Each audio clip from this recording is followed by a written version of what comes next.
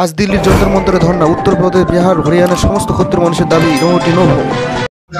इन 4,04,000 घुड़सवार सेना अश्वारोही, 700 हाथी और 1,000 वार बोट उस सेना में हुआ करते थे। नौसेना के 1,000 वार बोट हुआ करते थे और 52,25,000 जो आज के डेट में भारत, आपका अमेरिका और इंग्लैंड, चाइना के पास भी उतनी सेना नहीं है जो सेना महाराजा जगदीपेंद्र नारायण भूप बहादुर राय जी के पास थी।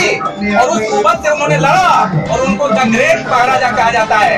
इसलिए कहा जाता है कि वो एक स्वतंत्र राज्य के जो है महाराजा थे, लेकिन उन्होंने गुलाम मुल्कों को आजाद किया जो कि उस समय जो है ब्रिटेन से की गुलामी झेल रहे थे। और उन्होंने 1939 में उन सभी मुल्कों को आजादी के लिए जो सिग्नेचर किया था, आपको बताऊं, उसका चार्टर समझौता के तहत, अटलांटिक चार्टर समझौता के तहत, जिसमें 26 देशों के प्रतिनिधियों ने भाग लिया था।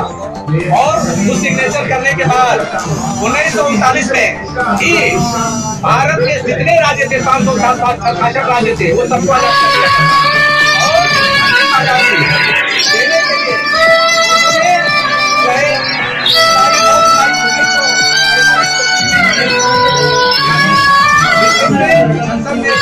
एक पारित किया गया था 9 जुलाई 10 नवंबर 1947 को जो है आजाद घोषित किया गया। 10 नवंबर 18 जुलाई 1947 को आजाद घोषित किया गया और आज हमको 15 अगस्त 1947 बताया जाता है। ये हमारे साथ बहुत बड़ा धोखा है। जब हम लोगों ने भारत सरकार से कहा कि 1949 में हमारे महाराजा जगदीपेंद्र नारायण जी 28 अगस्त को पूरे भारत में विलय किए, उस अपने जो है राष्ट्र का अपने राष्ट्र कोच बिहार का जब भारत में विलय किए तो उसके अंतर्गत जो फैसिलिटी दी गई, उसके अंतर्गत जो सुविधा दी गई, उसको तो दिया भी नहीं। भारत सरकार के तत्कालीन प्रधानमंत्री नेहरू जी, उस समय पटेल जी ने, गृह मंत्री पटेल जी ने और उनके मार्गदर्शक गांधी जी ने दिया तो नहीं, और उल्टे महाराजा जी को नजरबंद कर दिया। उनके किले में नजरबंद करके उनकी सारी सेना को प्रतिबंधित कर दिया और उनका जितना साम्राज्य था सारे को तितर बितर कर दिया गया।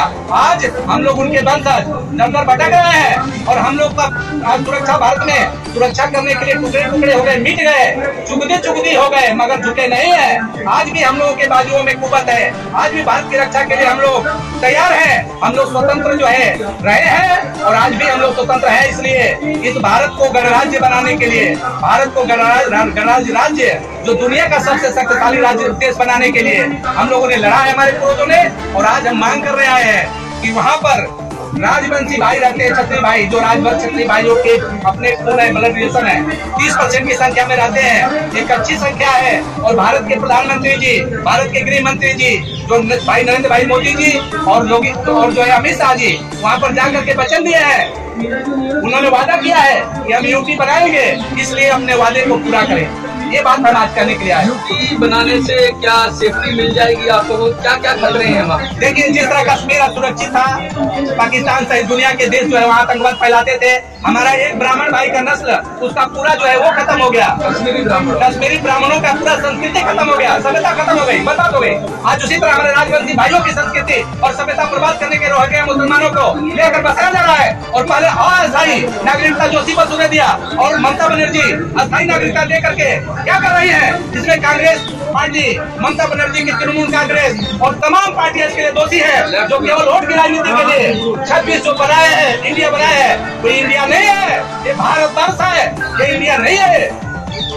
क्या लगता है सरकार सुनेगी कुछ? आपके में फैसला आएगा? हम भारत के राष्ट्रपति, महामहिम राष्ट्रपति महोदय, भारत के वर्तमान प्रधानमंत्री जी नरेंद्र भाई मोदी जी, जिनको हम एक न्यायप्रिय नेता मानते हैं और श्रद्धा के साथ उनसे कहते हैं, प्रेम के साथ कहते हैं, आत्मविश्वास के साथ कहते हैं कि भाई मोदी जी कहते हैं कि आपका सीना 56 इंच का है और हम जो कहते हैं वो करते हैं। मोदी जी आप बोलते हैं और आपने किया भी है। एक काम और भी करिए, ग्रेटर कूच बिहार को जो यूटी बनाइए, उत्तर बंगाल को यूटी बनाइए और 56 इंच के सीने पर हमारी भी मोहर लगेगी।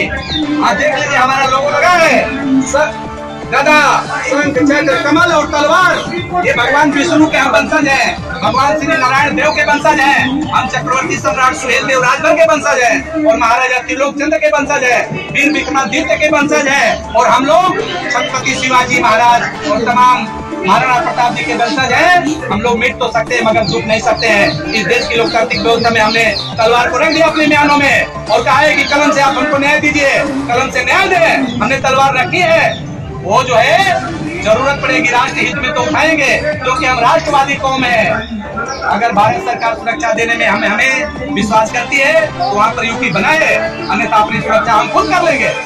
बहुत बड़ी गंभीर बात उठा रहे हैं, बहुत सारी बातें कह रहे हैं, पुराने इतिहास की बात कह रहे हैं किस तरह से कुछ राजभर जो कम्युनिटी थी उसने अपने भारत की आजादी में क्या योगदान दिया उसकी बात कर रहे हैं, अंग्रेजों से समझौते की बात कर रहे हैं, साथ साथ ये भी कहने की कोशिश कर रहे हैं कि किस तरह का न्याय हो रहा है और यूटी हो जाएगा। यूटी होने का मतलब जैसे अभी लद्दाख को बना दिया गया है, तो यूटी होने का मतलब केंद्र शासित प्रदेश हो जाएगा और फिर वहाँ पर जो अलग अलग ताकतें हैं, छोटी मोटी ताकतें हैं, उनका प्रभाव कम हो जाएगा। तो ऐसा इलाका सेंसिटिव इलाका है, चिकन नेक कहते हैं, कि अगर उस पर हमला हो जाए, छोटा सा कॉरिडोर है, एक तरफ नेपाल, दूसरी तरफ बांग्लादेश, तीसरी तरफ चाइना और उसके बीच में चिकन नेक, और वहाँ सबसे खतरनाक इंडिया का सबसे दुखी जगह मानी जाती है। अगर वहाँ पर यूटी नहीं होगा, किसी राज्य सरकार को दे दिया जाएगा और कोई जिहादी सरकार हो गई या कोई सरकार अपने पद से भटक गई तो पूरे भारत के लिए खतरा हो सकता है। चिकन नेक पर पीछे भी बहुत सारे बयान आते रहे जिनमें ये कहा गया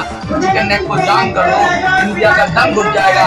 ऐसे लोगों से बचाने के लिए यूपी अगर करना चाहिए तो मुझे लगता है हो ही जाना चाहिए, क्योंकि उससे क्या होगा, जैसे लद्दाख सुरक्षित हो गया वैसे चिकन नेक भी सुरक्षित हो जाएगा और ये लोग भी सुरक्षित हो जाएंगे। सब लोग आराम से रहें, क्योंकि वहाँ सेंसिटिव इलाका है, बॉर्डर एरिया है और ऑलरेडी बहुत सारा हिंसा हो ही रही है समुदाय के ऊपर। आपने कहा कि महिलाओं को बहुत सारे अत्याचार हो रहे हैं, वो क्या सैनिक पार्क में जो मामला उठा था, संजय इमाम ने खुलेआम बोला था कि आप कर दिया है।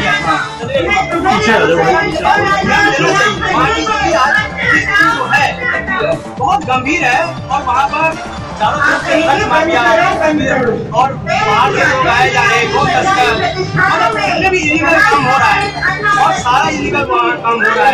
और वहाँ की जो चाय का जो बड़े बड़े बागान थे और आर्थिक स्थिति जो बागान को जाता है वो सारा मनी जो है कलकत्ता की तरफ जाता है। वो स्थिति आज क्या लग रहा है, इनका साफ साफ कह रहा है कि नॉर्थ देता है कमाई और खाता है सब। ऐसा है कि भारत सरकार को भली बात मालूम है कहाँ से कितना बंगाल की बात कर रहा हूँ, बंगाल का कमाई ठीक है, इतना राजस्व देता है लेकिन उनकी पुरसा हाल नहीं है।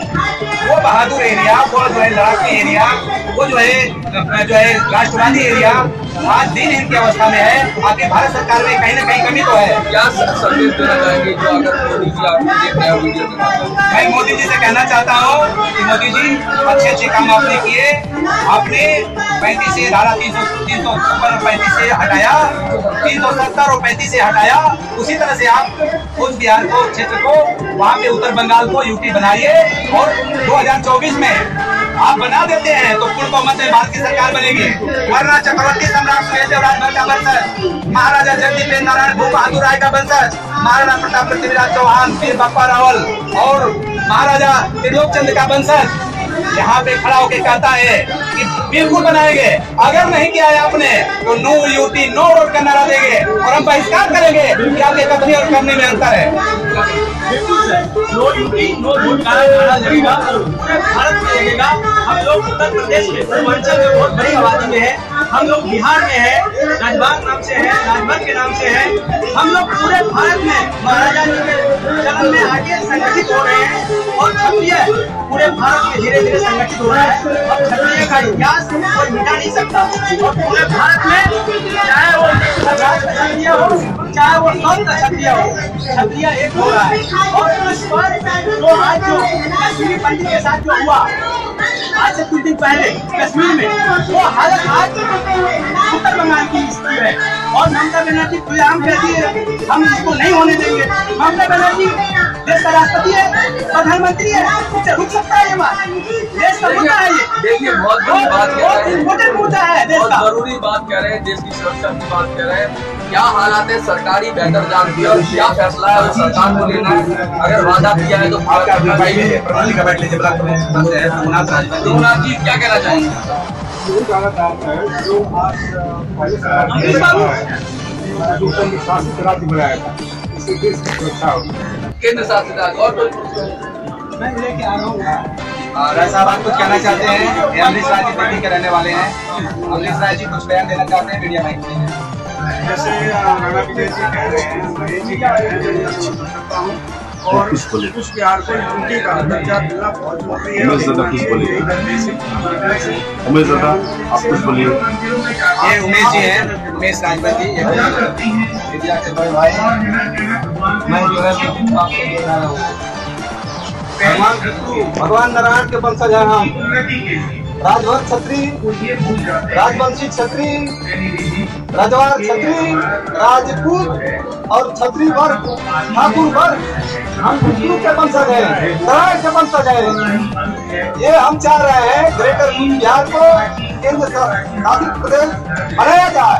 हम ये सरकार से, भारत सरकार से अनुरोध आग्रह करते हैं कि अगर 2024 में अगर ग्रेटर बिहार को केंद्र शासित प्रदेश बनाया नहीं गया तो हमारा जो है पूरे समाज, चारों समाज ये जो है नो यूपी में वोट का बहिष्कार करेगा।